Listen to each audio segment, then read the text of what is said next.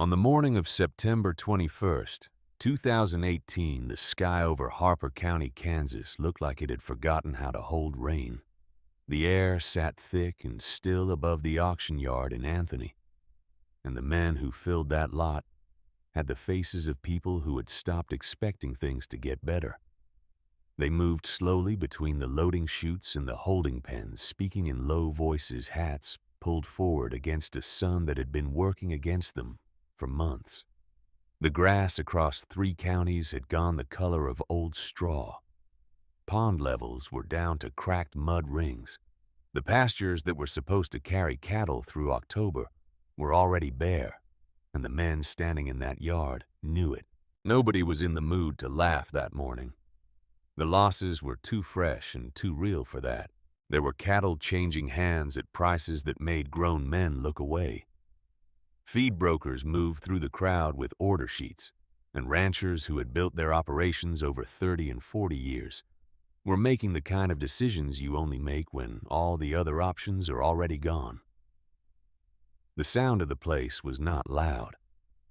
It was the sound of a community absorbing something painful and trying to stay on its feet while doing it.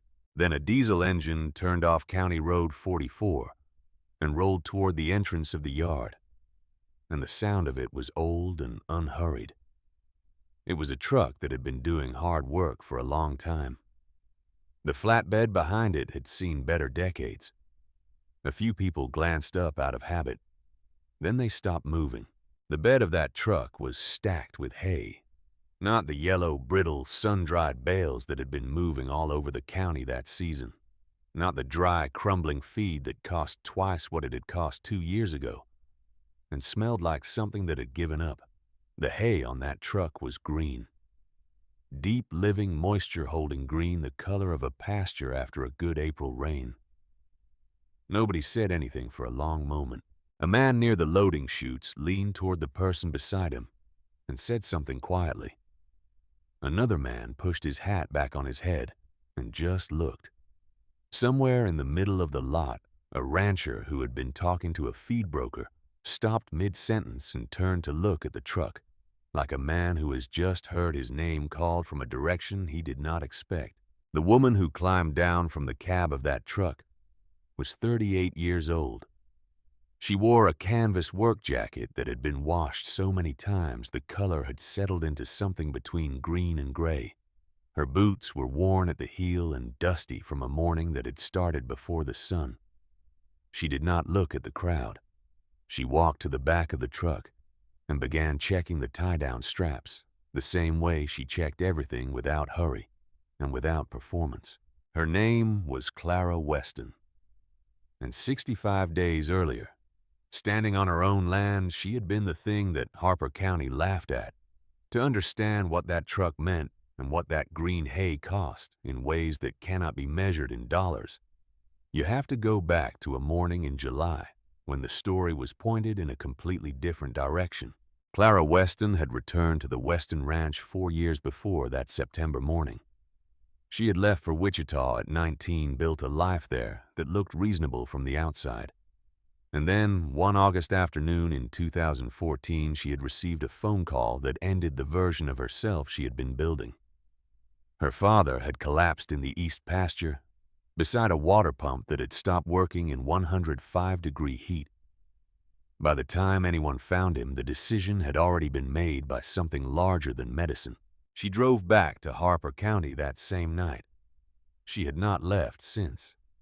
The ranch her father left behind was 240 acres of high plains grassland that had been in the Weston family since her grandfather Earl had broken ground on it in 1951. It was not a large operation by the standards of the county, but it had always produced, and in its best years it had produced well. Those best years were behind it by the time Clara came home. The soil had been grazed continuously for nearly 2 decades. Cattle moved through the same pastures season after season, without rotation, without rest, without the kind of deliberate management that asks something of a farmer, every single day instead of just twice a year. The grass that remained was shallow-rooted and thin. In a normal year, it was adequate. In a drought year, it was a liability. By the summer of 2018, Clara's operating account held $2,300. She had received 2 separate foreclosure warnings from Harper County Savings in 8 months. The balance on the ranch note was $94,000. Feed prices had risen 40% since the spring, and she had spent the previous 6 weeks dividing her 240 acres into 27 small paddocks, using temporary wire fencing, a method that required moving the cattle to a new section every few days by hand before the sun got high. From Route 160, which ran along the north edge of the property, the western ranch looked like a patchwork of small, overgrazed sections separated by wire. People who drove past would slow down. Some stopped entirely. On the morning of July 18th, Clara was setting posts in ground that rang like iron when the driver hit it. She had been at it since 5 in the morning before the heat made the work punishing. She was on the 15th post of the day when she heard the truck. On the kitchen table inside where she had left it the night before, there was a photograph of her father. It was a photograph taken in this same field in a different summer, when the grass had been good and he had been smiling. She looked at it every morning before she went out, not to remember him at his best, to remind herself of what the land had looked like when someone was listening to it, and to remind herself of the debt she carried that no bank could put a number on. The truck that slowed on Route 160 that morning was a Ford F-35. Oh, that had never been driven on anything but pavement, or at least that was how it looked. It was the color of a clear night sky, and it had the profile of a vehicle that knew it was being watched. Dale Rutherford stepped out and left the engine running. He was somewhere around 55, built like a man who had been physical all his life, but had stopped doing the hardest work himself some years ago. He wore boots that were clean and a shirt with a collar, and he moved with the ease of a person who was accustomed to being the most significant presence in any space he entered. He owned the Rutherford Cattle Company, which was the largest single cattle operation in 3 counties. He had GPS-guided grazing systems, 4 irrigation pivots, a drone that monitored forage growth on a weekly schedule, and more land than most families in Harper County would ever combine across 3 generations. He walked to the fence line between the road and Clara's field and stood there. He was not smiling, which was notable. Dale Rutherford had a way of smiling at things that diminished them without requiring him to say anything unkind. He was not doing that now. Clara kept working. She heard him. She did not turn. He said her name first, the way you say someone's name when you want them to understand that what comes next is said with goodwill. Then he said that he had been watching what she was doing with the paddocks. He used the language of farm management correctly and specifically. He said that smaller paddock rotations at this acreage under current drought conditions would reduce daily dry matter intake by something approaching 15%. He said that the stress of frequent movement on cattle in heat like this was measurable and real.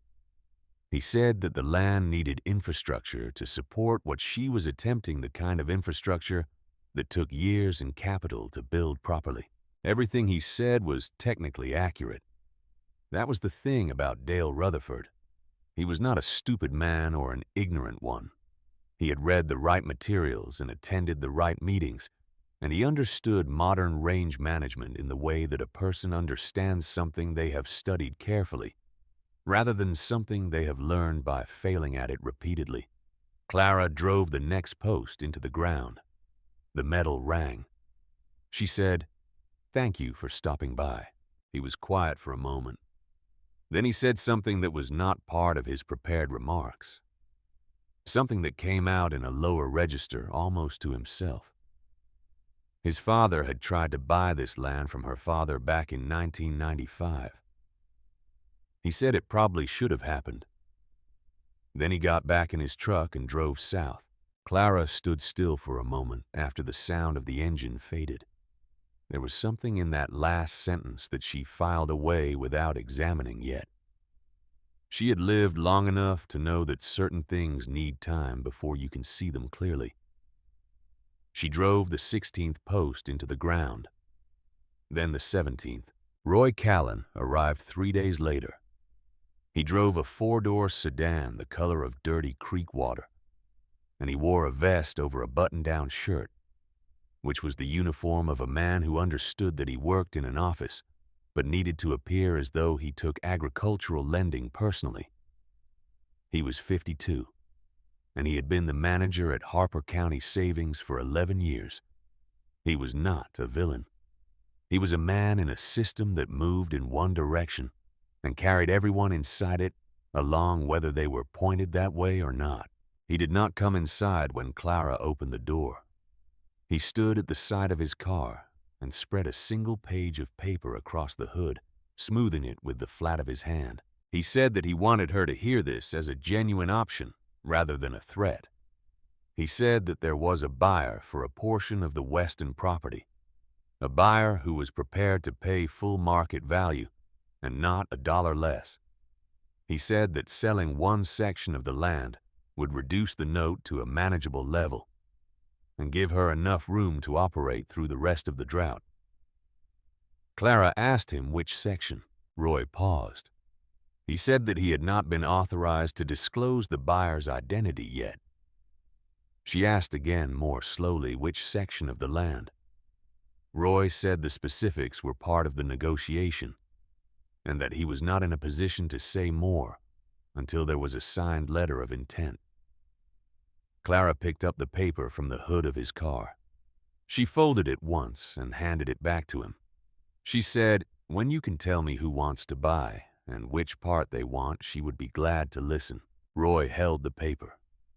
He looked at her the way a person looks at someone who is making their own life harder than it needs to be, with something that was not quite pity and not quite frustration, but was some mixture of the two that lives in the space between them. He said she had 90 days.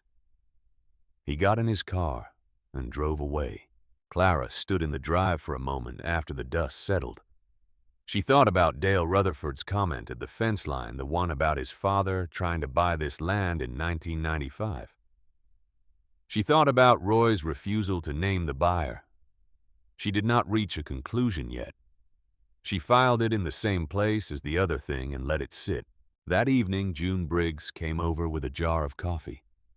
She always brought a jar rather than a pot, which was either a statement about her confidence in her own coffee or a statement about how long she intended to stay. She was 65 years old and had been on the 60 acres north of the Weston property since before Clara was born. Her husband had been dead for 11 years, and she had worked every one of those years alone with the unhurried competence of someone who had long since stopped keeping track of what she was owed by the universe. She sat down on the porch step without being invited, which was her way. Clara sat beside her.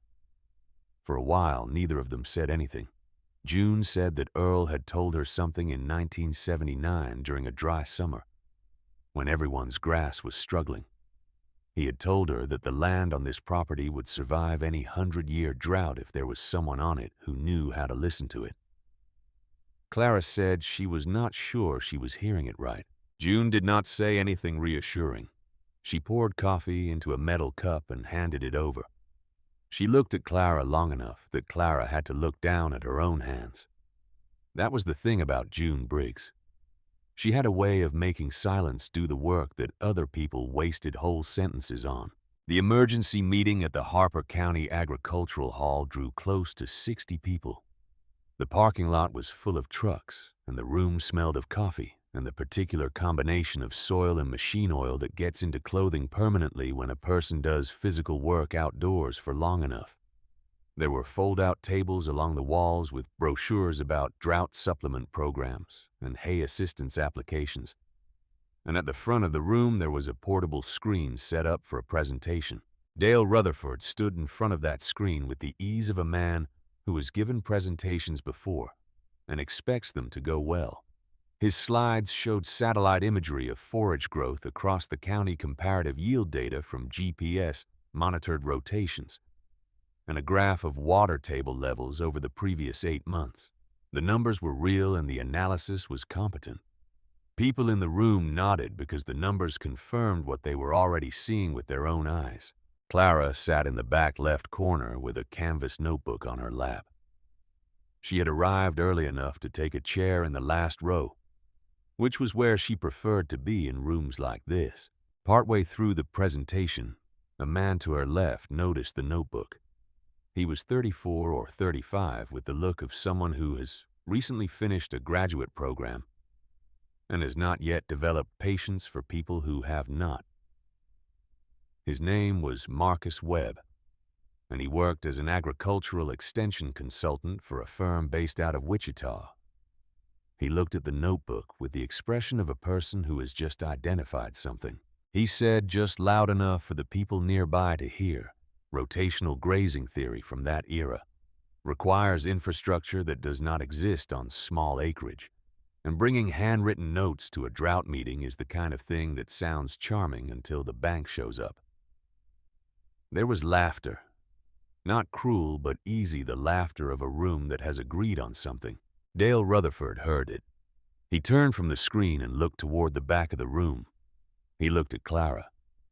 Then he said in a voice that carried the particular weight of someone stating the obvious for the benefit of the group that Earl Weston's methods had been interesting. He said that Earl had worked 60 acres and had done it in a different era, with different costs and different pressures. He said that what Clara was attempting on 240 acres in a drought of this severity was a different category of problem entirely. More nods. A few people clapped briefly. Clara stood up. The room got quieter in the way rooms do when something unexpected happens. She was not the kind of person anyone expected to speak at a meeting like this. She had been back in Harper County for 4 years, and in that time she had said almost nothing publicly about how she was running the ranch.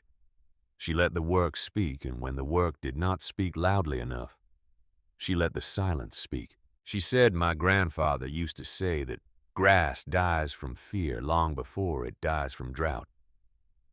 The room held that for a moment. Then Marcus Webb said something about personification being a metaphor rather than a management strategy, and the laughter that followed was louder than the first time.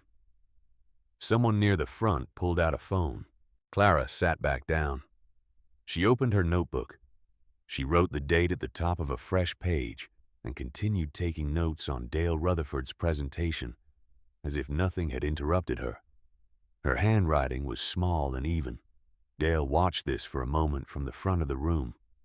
Something moved behind his expression, brief and unreadable. Then he continued. After the meeting ended and the room began to empty, June, Briggs appeared beside Clara's chair. She had been there the whole time, 3 seats away, quiet enough that Clara had not noticed her arrival. She stood, put one hand briefly on Clara's shoulder, and then walked toward the door without looking back. It was the smallest possible gesture. Clara felt it for the rest of the drive home. The old barn on the Weston property had not been used for working equipment in years.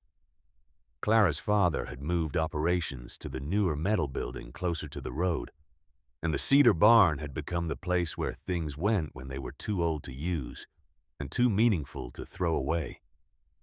Old saddles, branding irons, fencing tools from decades past.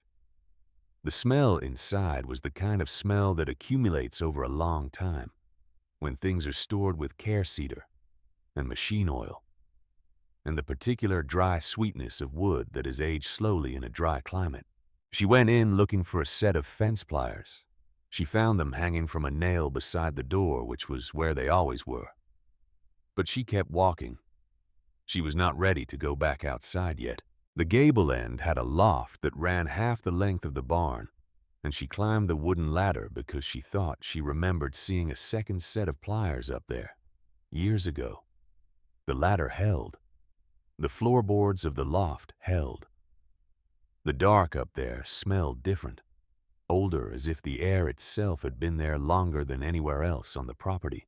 There was a cedar chest against the far wall under a horse blanket that had gone stiff with age. She had seen it before as a child and had been told it was her grandfather's. She had not opened it since Earl died 15 years ago. She opened it now. The notebooks inside were packed in careful rows. There were 11 of them in the first layer, their covers worn soft as old leather. Each one had a year written on the front in Earl's handwriting, which was the small, precise handwriting of a man who had learned to write at a time when paper was not wasted. The earliest was dated 1958. She sat on the floor of the loft with the chest open in front of her and began reading. The notebooks were weather records and soil observations and hand-drawn maps of the pasture rotations Earl had used across decades of drought cycles, and good years and bad ones. There were notes on grass recovery times on the depth, at which moisture persisted through summer, on the behavior of cattle under different management approaches. Some of it was technical in the way that a man's working notes are technical, full of shorthand and abbreviations that took a moment to parse. Some of it was almost philosophical, written in the slow, deliberate way that a person writes when they are trying to get something exactly right. Earl wrote about the land as if it were a living thing with a respiratory cycle. He described the way grass roots, when forced by the complete removal of surface vegetation, would extend deeper into the soil in search of water and nutrients. He described the way this process, counterintuitive and alarming to look at, in the early stages produced a root architecture that could survive conditions that destroyed shallower-rooted pastures. The surface looked dead. Everything essential was happening underground, in the dark, in ways you could not see, unless you were willing to wait. She was 3 notebooks deep when she found the 4th. It was different from the others immediately. The cover was newer, the edges not yet soft. When she opened it, she saw handwriting she recognized but had not expected to find here. Her father's handwriting. The date at the top of the first page was April 1991. She read the first line. Dad was right about all of it, but I cannot keep doing it this way. She sat with that sentence for a long time before she continued. The notebook was a record of a decision. It was the record of a man working through the reasons he was going to stop doing what his father had taught him and start doing what the bank and the neighbors and the pressure of the time were pushing him toward. He had written it out carefully, the way people write out difficult things when they want to understand them, rather than just act on them. He listed the numbers. He listed the things people had said to him at meetings and in feed stores and across fence lines. He wrote about watching the neighbor to the east plow under his grandfather's pasture and put in a continuous grazing system that produced more animals per acre in the first 2 years. He wrote about the meeting where Roy Callan's predecessor had laid out a loan structure that made expansion seem not only possible but obvious. And he wrote this: "It is not the numbers that are wearing me down. It is the way people look at you when they think you are doing it wrong. It wears on a man more than any debt." Clara sat on the floor of the loft until well past midnight. She read the notebook twice. She sat with it closed in her hands for a long time after that, looking at nothing in particular. She had come back to this ranch because her father had died on it alone. She had told herself she came back to keep it going, to honor what it had been, to hold on to the thing the family had built.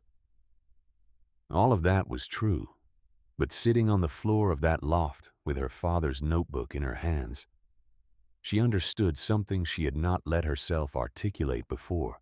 Her father had known.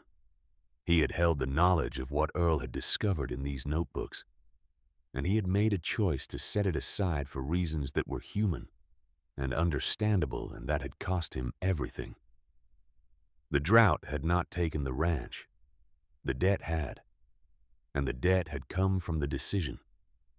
And the decision had come, at least in part, from the accumulated weight of people looking at him the way Marcus Webb had looked at Clara 3 days ago in that meeting. She was not angry at her father. She had moved past the stage of the story where anger was useful. What she felt was something more like the grief that comes with understanding the particular weight of seeing something clearly that you had been circling for a long time. She put the notebook in the inside pocket of her coat. She went deeper into the chest. Near the bottom, under the last row of notebooks, folded inside a piece of oilskin, was a hand-drawn map. It wasn't a large map. It was drawn on 2 sheets of paper, taped together in pencil, with the careful accuracy of a man who took measurements seriously. It showed the full 240 acres of the western property divided into zones, and beside each zone there were notes about soil composition, drainage patterns, and the depth at which Earl had found consistent moisture during the drought years. The notation system was Earl's own shorthand, but Clara had spent enough time with the notebooks that she could read it. The East 80 acres had a designation that appeared nowhere else on the map. The notation beside it indicated a subsurface layer of clay loam at a depth that other sections of the property did not share a layer that held water, the way a cupped hand holds water, slowly releasing it upward through the soil column over weeks rather than days. In a drought that stripped the surface bare, a pasture sitting above that layer would have access to reserves that no one watching from the road would know were there. Clara sat with the map for a long time. Roy Callan had said the buyer was interested in a section of the land. He had not said which section. He had not been authorized to say. Dale Rutherford had stood at her fence line 7 days ago and mentioned almost to himself that his father had wanted to buy this land in 1995. She thought about where the East 80 sat on this map. She thought about the notation beside it. She thought about Dale's father, who had ranched the property to the north for decades, and who would have had 30 years of opportunity to observe what Earl's land did in drought years, while his own was suffering. She did not reach a conclusion out loud, but she folded the map carefully along its original creases and put it in the same pocket as her father's notebook. She climbed down from the loft, walked through the barn, and out into the night. The air had dropped 20 degrees since sundown, and the stars over the prairie were very bright and very many. She found her post driver leaning against the fence of the south paddock where she had left it. She carried it to the place where she had marked the location for the 28th post. She set the first post of the morning at 10 minutes past midnight, by starlight in ground that rang like iron when the steel hit it. She did not know yet whether Earl had seen this specific day coming. She did not know whether the knowledge in those notebooks would be enough, or whether she had started too late, or whether the bank would move before the land could show her anything.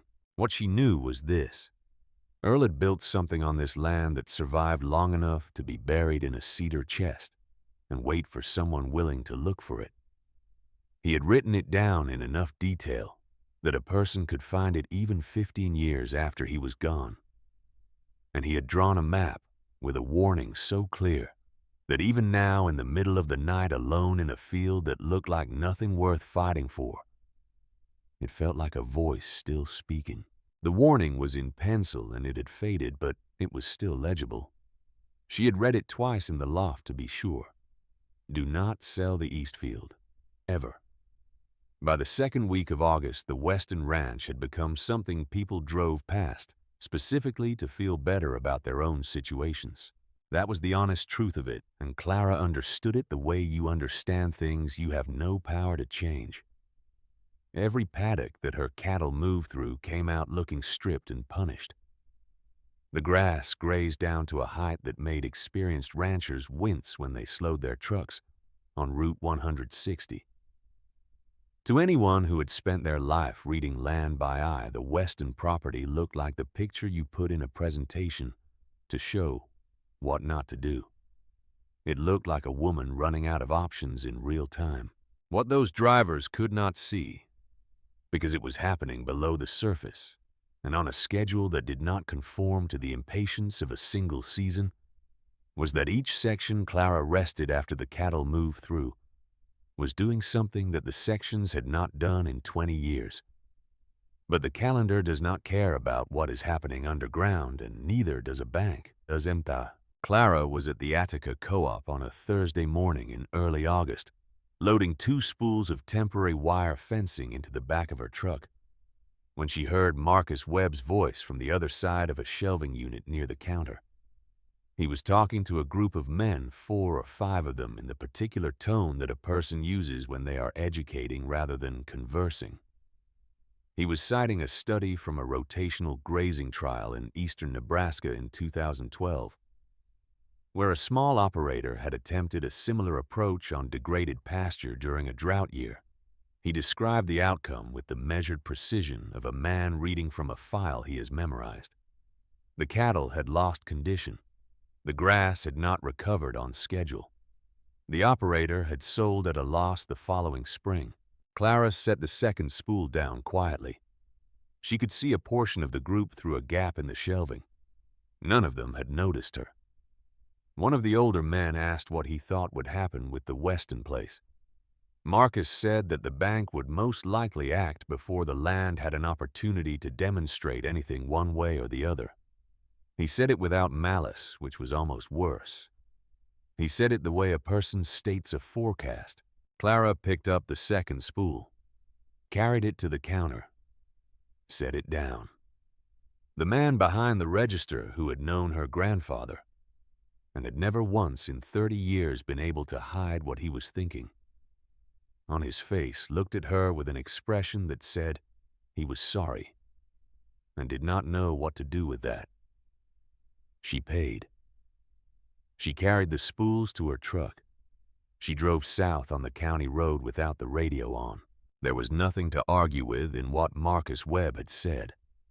That was the particular difficulty of the next 6 weeks. The people who doubted her were not wrong about the things they could see. They were only unable to see what she was betting everything on. Roy Callan came back on a Tuesday. This time he did not stay outside. He came to the door, and when Clara opened it, he asked if he could sit down, which was different from his first visit. She noticed the difference. She let him in. He sat at the kitchen table with a large envelope in front of him and did not open it immediately. He looked at the surface of the table for a moment the way a person looks at something when they are finding the right words. Not because the words are difficult, but because they want to be certain they are the right ones. He said that the foreclosure notice was in the envelope. He said that this was not a warning and not a conversation. The formal process had been initiated. She had the period specified in the document to respond. Then he said that the buyer had authorized him to provide the name, Dale Rutherford. He said Dale wanted the East 80. He said the offer was full market value, and that Dale had been specific about that, had said it more than once, which Roy had found notable. Clara did not say anything for a moment. She thought about the map in Earl's chest. She thought about the notation beside the East 80 that appeared nowhere else on the property. She thought about Dale standing at her fence line in July, mentioning his father's interest in this land in 1995, as if it were an aside, as if it were nothing. She asked Roy why Dale wanted that section specifically. Roy said that Dale had not offered an explanation. She asked whether Roy had asked for one. Roy looked at her carefully. He said that in his experience, when a buyer at Dale Rutherford's level specifies a particular parcel and names full market value without negotiation, you do not ask them to justify their interest. You present the offer. Clara looked at the envelope on the table. She thought about what Earl had written at the bottom of the map in pencil that had faded, but had not disappeared. She had read it twice in the loft to be certain she had it right. She told Roy she needed him to leave the envelope and give her time to read it. Roy stood up. He said she knew how to reach him. At the door, he paused.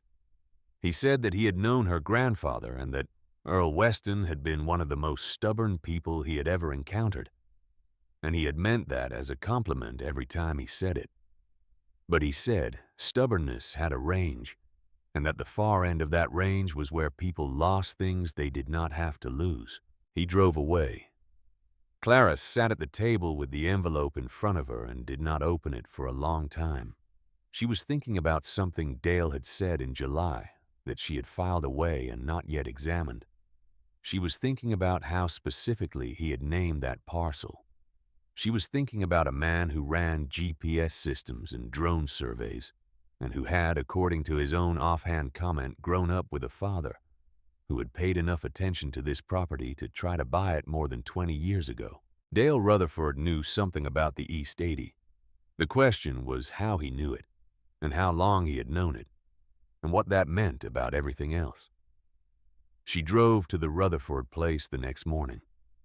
It was the first time since returning to Harper County that she had gone looking for him, rather than waiting for him to come to her, and she felt the difference in her own posture as she turned off the county road onto his lane. Dale was alone in the equipment yard, crouched beside a hydraulic line on one of his irrigation pivots. He heard her truck and stood before she got out, which told her he had been half expecting something. She did not go through the usual exchange. She asked him directly where had he learned about the East 80. He looked at her for a moment. Then he moved to the concrete edge of a water tank that sat beside the equipment shed and sat down on it. It was the posture of a man who was not trying to hold a position anymore, at least not for the next few minutes. He said that his father had kept a notebook. He said that inside it there were things his father had written down about Earl Weston's property observations going back to the early 1960s. Notes about how the east section performed in dry years compared to similar acreage in the county. His father had not fully believed in Earl's approach, he said, but he had watched it. He had written down what he saw quietly over many years. Clara said, "So your father recorded what my grandfather's land was doing?" Dale said that was correct. She said while he was telling people Earl did not know what he was doing. Dale did not look away. He said that the two things were not as contradictory as they sounded, that a man could recognize something was worth watching without being willing to say so publicly. He said this in the way that a person says something they have thought about for a long time and have never said to another person. Clara asked him the question that had formed on the drive over, the one she had not known she was going to ask until she was almost at his gate. Was his interest in the East 80 about the land's value? Or was it about proving something his father had spent 40 years being unwilling to say out loud? The equipment yard was quiet for a long moment. A hawk crossed the sky above the equipment shed and was gone. Dale said he thought it was probably both. Clara got back in her truck. She drove home without stopping. She did not have an answer for what she was going to do about the foreclosure notice, but she understood the shape of the situation more completely now. And understanding the shape of something even when you cannot change it is a different kind of ground to stand on. The middle of August arrived like a verdict. The heat that month was the particular kind that does not break at night. You went to bed in it and woke up in it, and by mid-morning it was the only thing that existed. The subsoil across Harper County was losing its reserves at a rate that the older ranchers had not seen in their working lives. Hay prices had climbed past anything Clara had budgeted for, and the budget she had built in the spring had assumed conditions that no longer existed. She moved her cattle every 2 and 3 days by hand before the sun was fully up.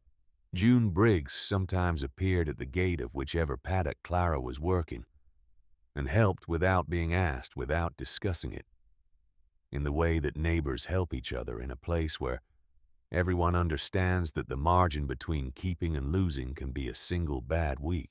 The paddock Clara had run her cattle through first back in early July was showing something that she had to check twice to trust. The grass there was short, but the color was deepening a shade or two closer to the green that healthy grass holds when it has access to water. You would not have called it recovered. You would not have pointed to it from the road as evidence of anything. But to a person who had been watching the same piece of ground every day for 6 weeks, the change was real. She did not tell anyone about it. She was not certain enough yet, and certainty was the only currency worth spending in a county that was already halfway convinced she had made a catastrophic mistake. What she did not know was that someone else had noticed. The foreclosure notice sat on her kitchen table for 9 days before the night she nearly acted on it. It was the 14th of August, and the temperature had not dropped below 90 since sundown. Clara was at the table with the notice in front of her, and beside it, her father's notebook, and beside that a feed invoice for the coming month that she had been looking at without looking at for most of the evening. The operating account had $340 in it.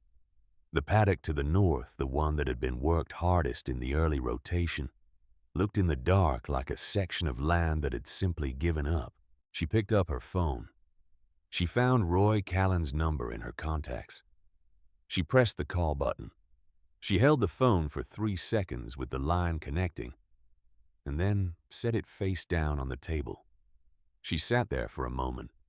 Then she stood up, put on her canvas jacket, and walked outside. She did not take a flashlight.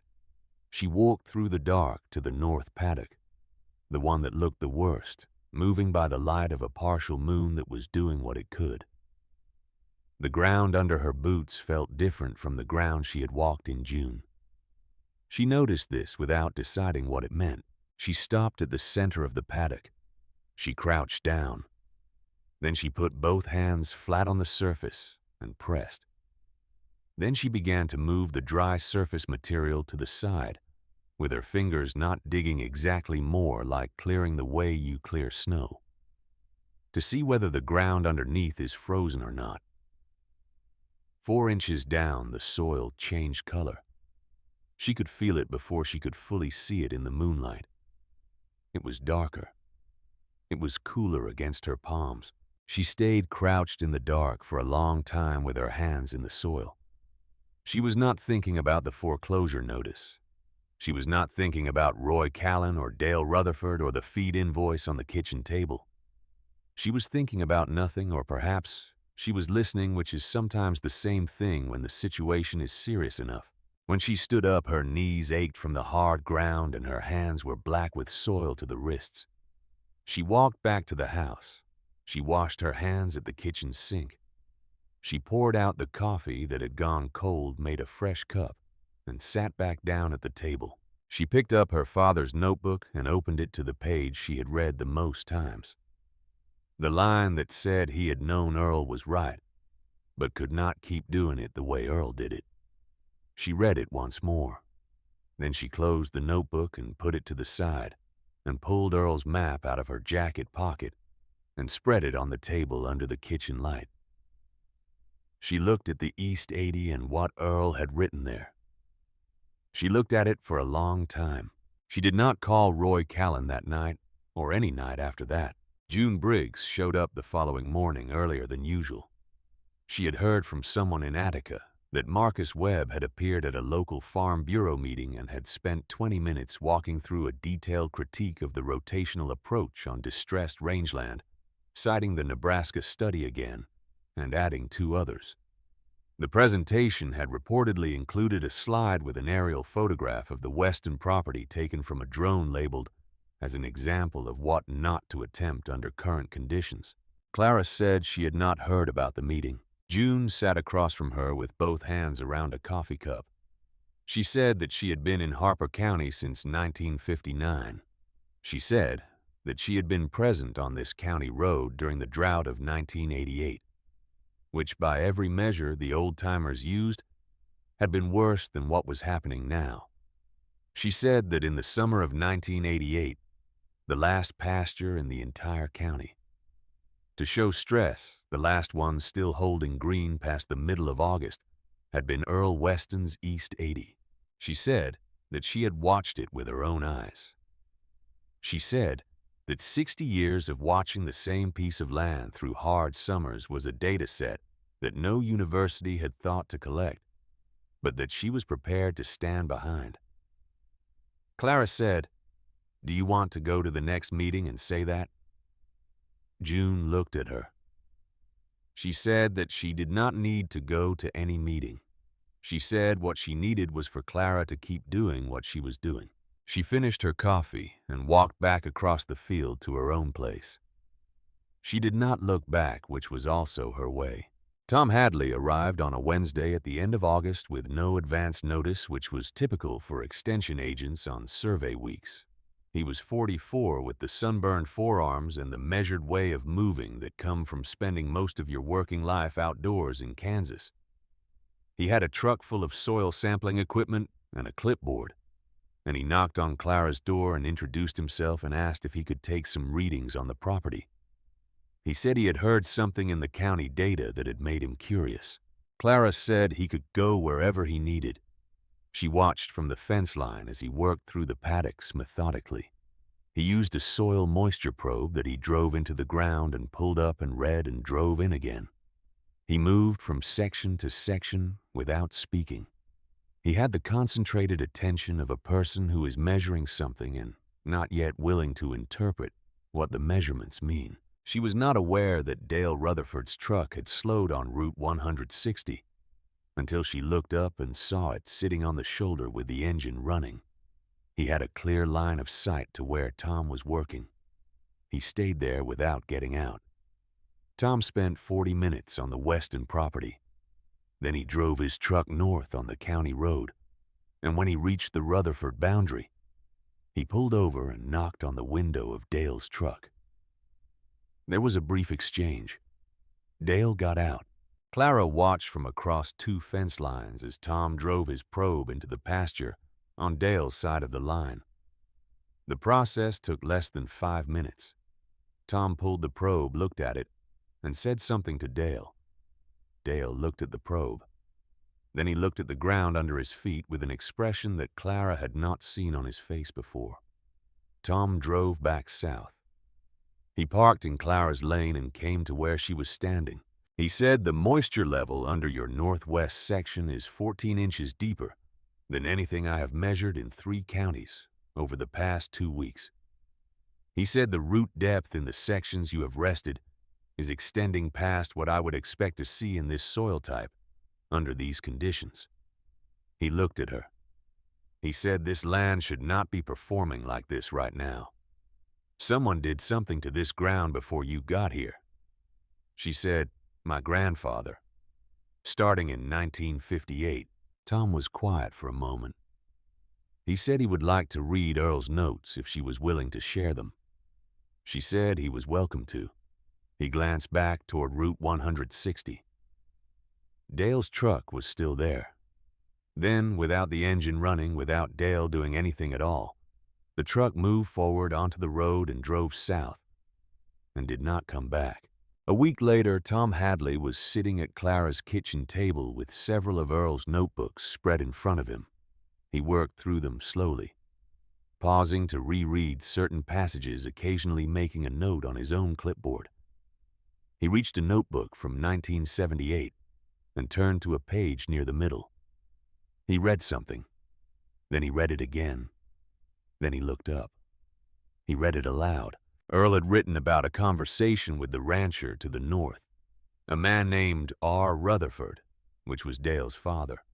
Earl wrote that the man had come to the fence line and asked why Earl kept moving his cattle so often. Earl had explained his reasoning. R. Rutherford had laughed. He had said that his son Dale would show Earl how things were properly done someday. The kitchen was quiet. Tom set the notebook down carefully. He looked at Clara. He said Dale Rutherford's father laughed at your grandfather for doing exactly what you're doing. In 1978, 40 years ago. Clara looked at the notebook on the table. She thought about Dale in the equipment yard sitting on the edge of the water tank, saying that his father had watched Earl's land for years without saying so publicly. She thought about the notebook Dale had mentioned, the one his father kept. She thought about what it means to spend your entire life watching something you will not name. This was not a conflict between her and Dale. It had not been from the beginning. It was something older than either of them, a disagreement about how land should be treated, that had been running on this boundary for 40 years, passed down through two families, and now arriving at a season when the ground itself was finally going to answer the question that two generations of men had been arguing over without resolution. She said, "The drought is going to settle it, not us." Tom looked out the kitchen window toward the paddocks. He said that was probably right. The last week of August was the hardest the county had seen. The pond on the Rutherford South pasture dropped to a depth that cattle could not access without risk of getting stuck in the mud along the edges. The two southernmost sections of the Rutherford property, which were the lowest lying and had been grazed most intensively over the past decade, began to show the white bleached appearance that comes when there is nothing left in the soil for the remaining grass to hold on to. Dale could not simply move his cattle to a different section because every section was working at or past capacity. The GPS system could redistribute the load, but it could not create grass that was not there. He called his hay supplier on a Monday.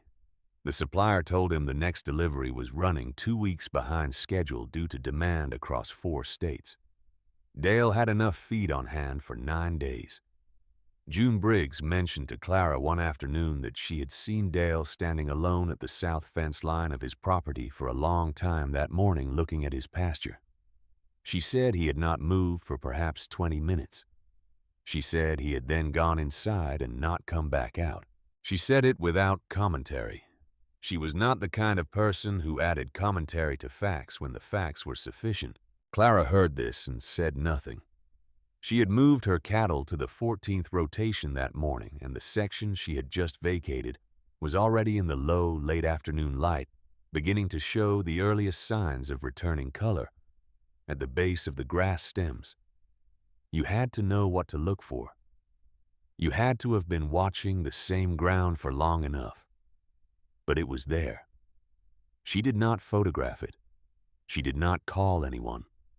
She went inside and made dinner and went to bed. On a Thursday morning in the last days of August, Roy Callan called her cell phone. She was stringing wire in the east paddock when the call came in.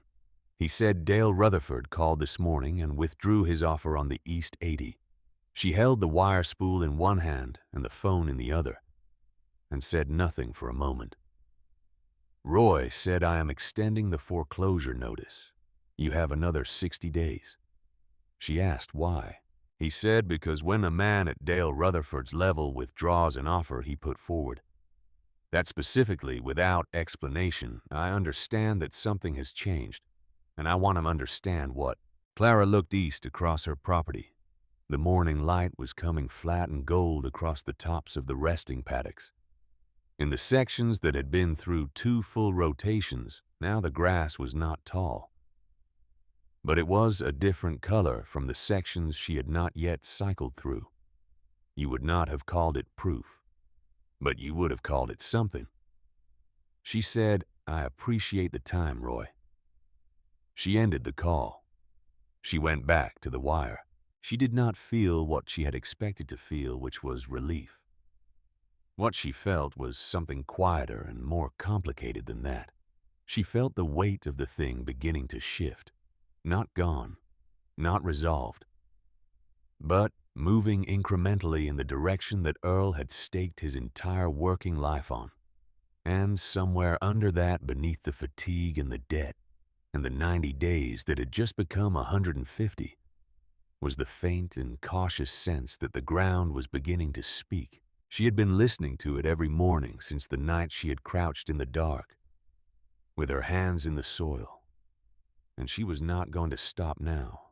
The morning of September 21st came in without ceremony.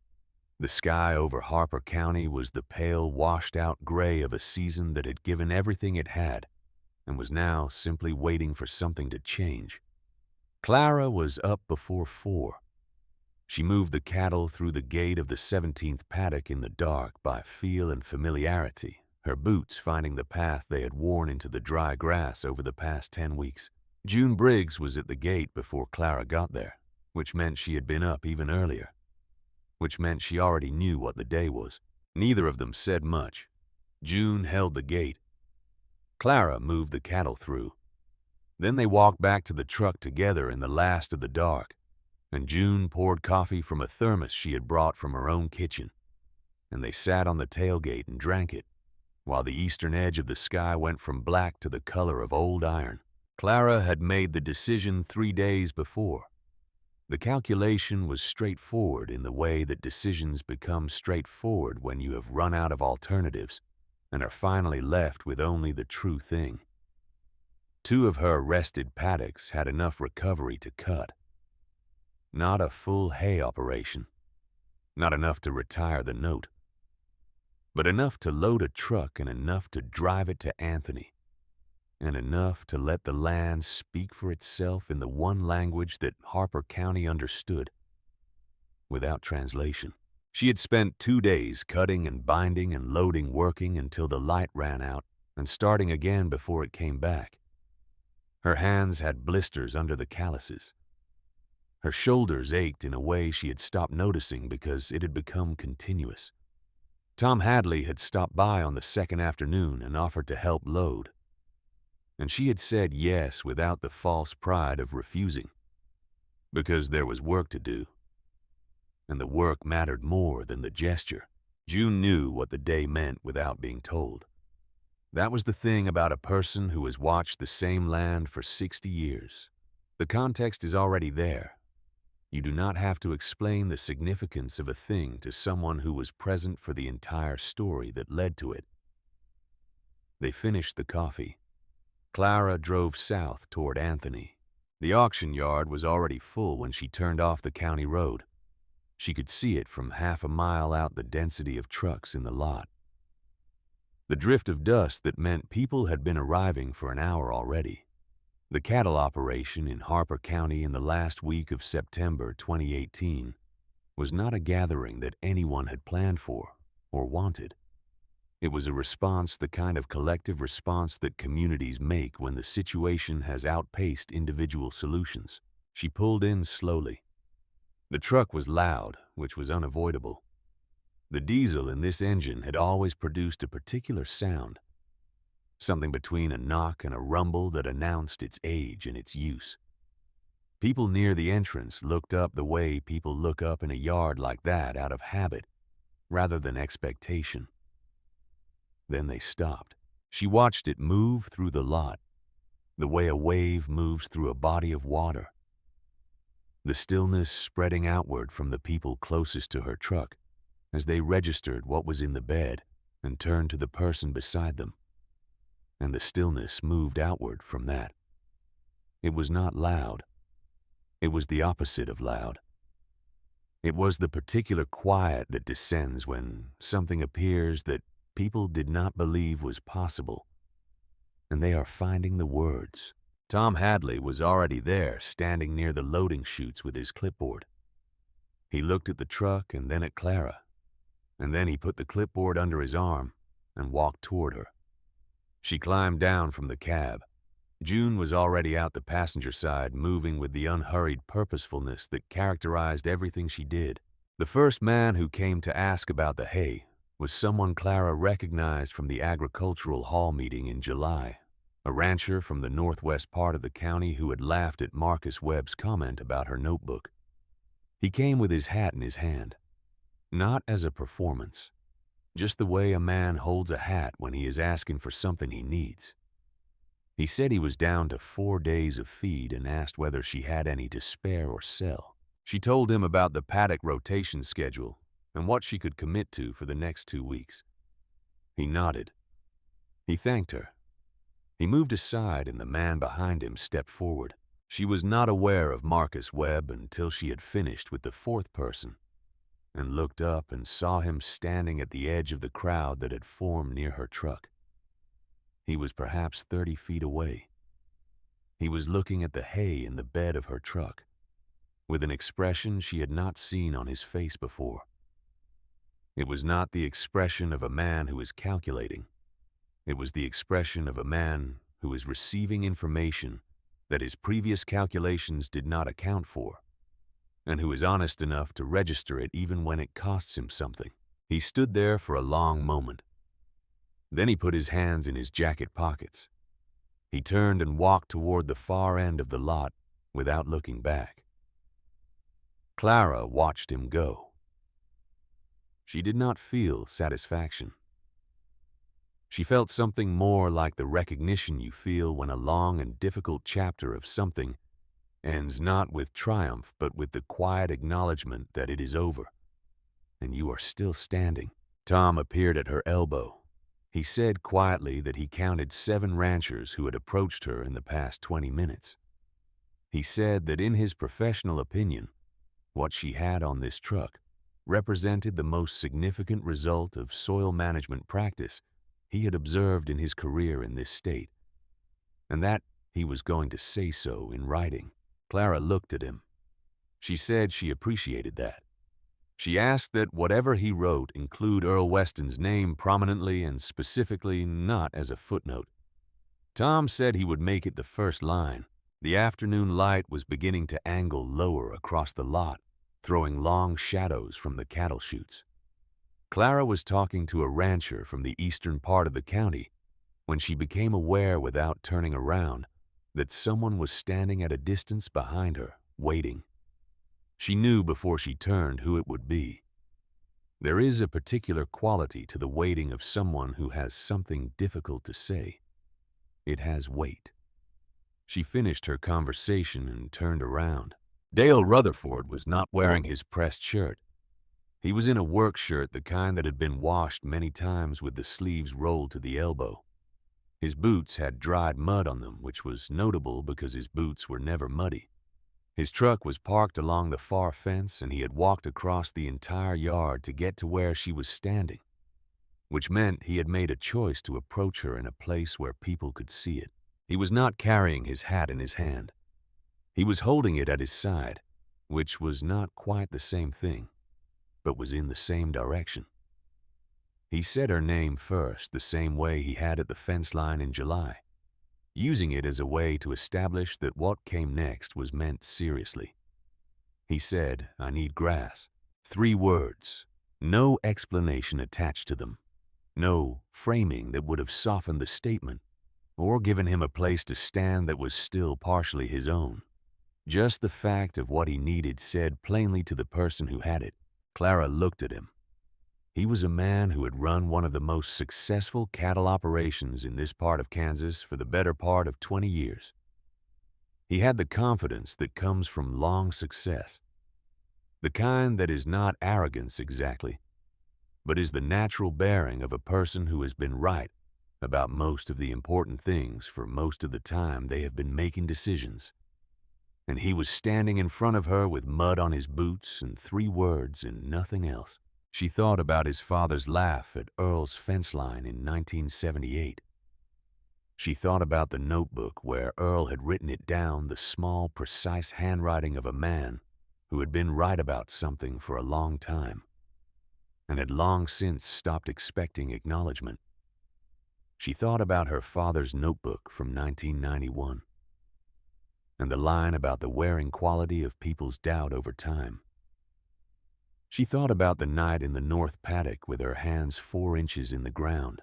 She was not triumphant. She was too tired for triumph and too honest.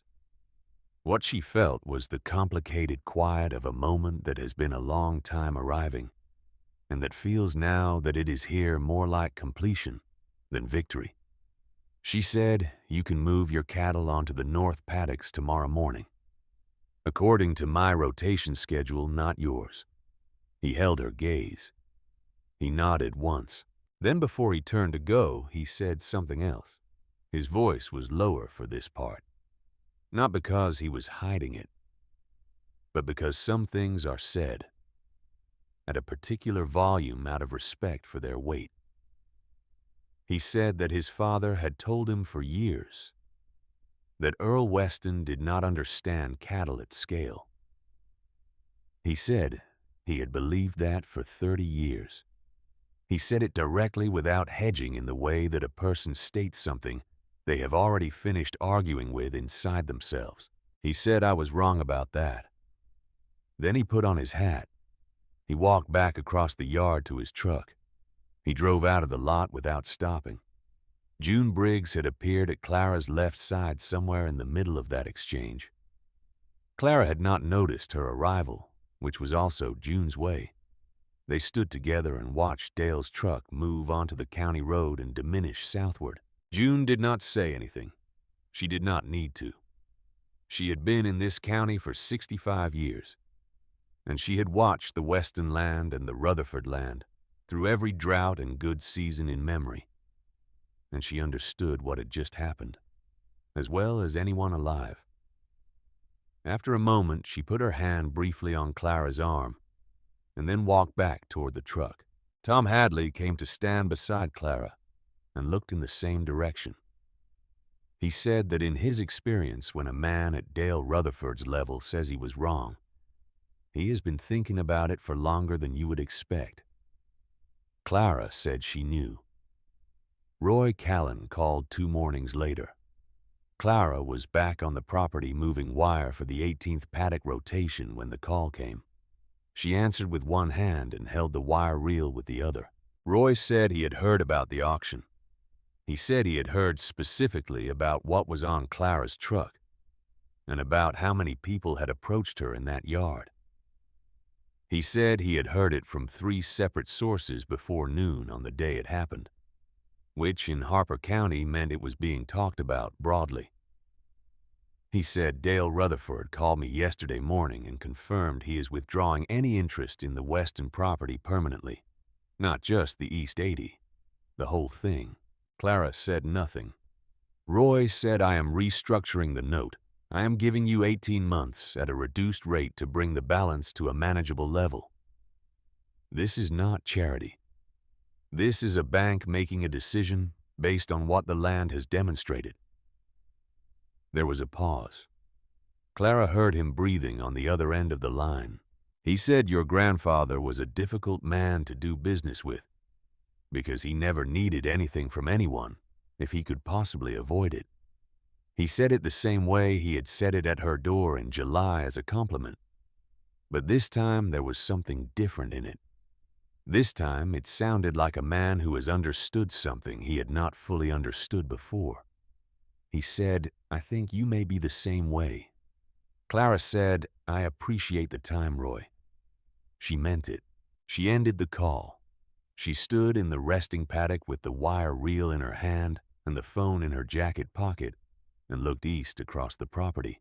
The morning light was doing what morning light in late September does in Kansas, coming in flat and amber and making ordinary things look like they have been there since the beginning of time.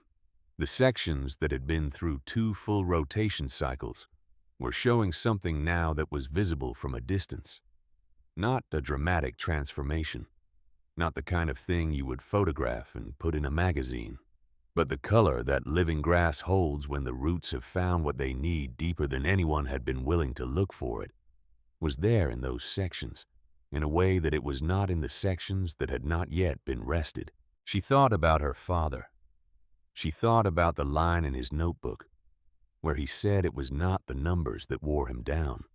She thought about what it had cost him to know the right thing and to choose differently year after year under the accumulated weight of other people's certainty. She did not feel anger when she thought about him. She had not felt anger for a long time. What she felt was the kind of understanding that arrives late and sits quietly, and does not ask for anything but simply makes the room it occupies a different shape. She went back to work on the wire. The rains came back in the last week of October. Not the tentative, apologetic kind of rain that sometimes arrives at the end of a hard season, as if apologizing for its absence. These came with real weight and persistence, moving through the county over 3 consecutive days, and soaking into ground that had been waiting for months. Not all the ground received it equally. You cannot make the roots deep once the rain has come. The roots are where they are, and the water goes where they have already prepared the way for it, and where they have not. The water runs off or evaporates or sits on the surface without penetrating and does not deliver what it promised. On the Rutherford property, the two southernmost pastures that had been grazed most intensively did not come back quickly. The soil there had compacted over years in ways that the rain could not undo in 3 days. Dale sold those sections in early spring, roughly 600 acres. Not in a panic and not at distress prices, but with the deliberate decision of a man who has looked honestly at what he has and is making adjustments based on what he now knows. He kept 400 acres, and in the following spring he changed the way he managed them. He did not announce this. He did not give any interviews about it. He simply changed, which is the kind of change that lasts. Tom Hadley's report on the Weston property was published by the Kansas State Extension Service in early February. The opening line identified Earl Weston by name and described his observation notebooks as the most comprehensive private record of dryland soil management in the county's agricultural history.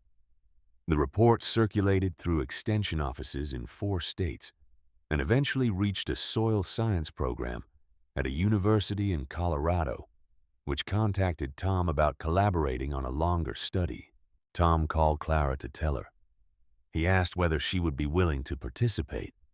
She said she would on the condition that the study's materials would be accessible to working ranchers at no cost, and not only to researchers. Tom said he would make that part of the agreement. Marcus Webb published an article in an agricultural trade journal in March. It cited Tom's data at length and addressed the limitations of applying short-term drought studies to long-term soil management outcomes. It was well argued and carefully worded. It did not mention Clara Weston or Earl Weston by name. It used the phrase "a small operator in south-central Kansas" to describe the case study. June Briggs read the article on the porch with her reading glasses on and then put it down and looked at the view for a while. She told Clara about it when they talked the following day. Clara said she had already read it. She said that she thought the science in it was sound, and that the omission said more about the author than about the subject. June said she supposed that was a generous way to see it. Clara said she had a lot of practice seeing things from a long view. October of the following year came in cool and clear, and the cottonwood trees on the Weston property had gone the deep particular yellow that they always went in the second week of the month, the yellow that catches afternoon light and holds it in a way that seems to extend the day past, where the sun has actually gone. Earl had planted 3 of those cottonwoods himself. They were old enough now that you could not get your arms around their trunks. He had planted them along the north side of the old barn, and in the summer they threw enough shade that you could work in the barn until almost noon before the heat made it necessary to stop. Clara had set up 8 rows of folding chairs in the shade of the largest tree on a Saturday morning. She had put 2 tables end to end and laid out Earl's notebooks, all 11 of them in chronological order. There was a large thermos of coffee and a stack of paper cups, and nothing else that required anything of anyone. 12 people came. She had not formally advertised it. She had told June, and June had mentioned it at the Attica Co-op, and Tom Hadley had put a notice on the extension bulletin board, and the rest had spread the way things spread in small communities where everyone already knows everyone's business. She had not excluded anyone, but she had not specifically invited the people who had been loudest in their doubt. She had not needed to. Several of them came anyway, which told her what she needed to know about what the last year had meant to them. She talked about the notebooks, the way you talk about something you have read so many times that it has become part of your own thinking rather than separate from it. She talked about what Earl had observed and how he had recorded it, and what the practice looked like in each decade as the land accumulated the benefit of the approach. She talked about what recovery looks like before it looks like recovery, which is the hardest part to trust and the most important thing to understand. The men in those chairs listened the way men in their 60s and 70s listen when the subject is land and time and the decisions a person makes under pressure. With the part of themselves that has already been through enough seasons to know that certainty is a weather pattern, not a permanent condition. She had been talking for perhaps 40 minutes when she noticed that Dale Rutherford was sitting in the last row. She had not seen him come in. He was in work clothes the way he had been at the auction yard in September a year before. He was sitting with his forearms on his knees, and he was listening with an attentiveness that she recognized as real rather than performed. She continued without acknowledging him directly, because the acknowledgement was not what mattered. When she finished and asked whether anyone wanted to look through the notebooks, the room moved forward in the way that a group of people move when they have been waiting for permission to approach something. Dale did not move forward immediately. He sat in the back row while the other people gathered around the tables and turned the pages carefully. The way people handle old things that they understand are significant. She watched him from across the yard, and he watched the notebooks from where he was. Then he stood up. He did not go to the tables where the others were. He reached into the inside pocket of his work jacket, and he walked toward Clara. He was holding a notebook. It was not Earl's style of notebook. It was a different size with a different kind of cover, and it had been kept in a condition that suggested it had been handled regularly over many years. He held it out to her. She took it. The cover was worn smooth along the spine, in the way that things are worn by repeated handling. On the front, in handwriting she did not recognize, were the words R. Rutherford, and below that a year 1966. She looked at Dale. He said my father kept this from 1966 until he died in 2003. He wrote down everything he observed on the Weston property during that time. Drought years, wet years, what the grass did when it recovered, how the cattle performed in different sections. He watched Earl's land for 37 years, and he recorded what he saw. He paused. He said he never told Earl. He never told anyone. He kept it on his desk, but he never showed it to anyone, including me, until the last year of his life. He showed it to me once, and then he put it in a drawer, and I found it after he passed. Clara held the notebook in both hands. Dale said, I kept it on my own desk for 15 years, and I looked at it more than I will tell you. I thought about it a great deal. And I thought for most of those 15 years that holding on to it was the same as acting on it. It was not. He looked at the tables where the other men were gathered around Earl's work. He said that notebook belongs here. It belongs with those notebooks. My father was too stubborn and too proud to give it to Earl when it would have mattered. That cost both of them something. I do not want to do the same thing to you. The yard was quiet in the way that spaces go quiet when something has been said that the air needs a moment to accommodate. Clara looked down at the notebook in her hands. She thought about two men separated by a fence line, spending their working lives watching the same piece of ground, from opposite sides of an argument they were too proud to resolve. She thought about what it cost to be right in private for 37 years. She thought about her father and the notebook from 1991, and the wearing quality of other people's certainty, and how it can change the decisions a person makes even when they know better. She thought about the ground under her feet, which was the ground that had been here before any of them, and would be here after all of them, which did not have an opinion about any of it, except insofar as it rewarded patience and punished the absence of it quietly and over a very long time. She said, "Thank you, Dale." He nodded. He put his hands in his jacket pockets and stepped back to let one of the other men take his place at the table. She set R. Rutherford's notebook at the end of the row beside Earl's last one.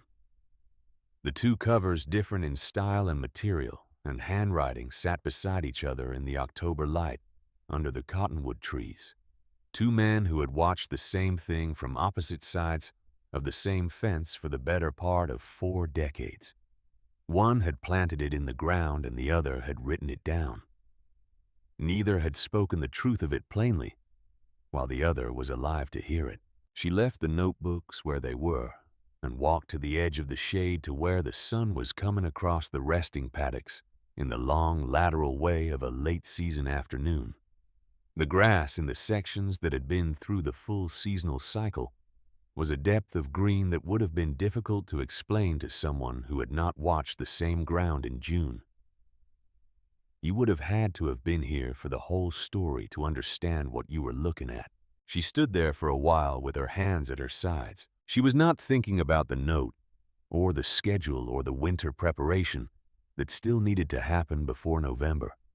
She was thinking about Earl crouching in this same field in some September decade, before she was born, pressing his palms flat against the soil and holding them there, and waiting for what the ground had to say.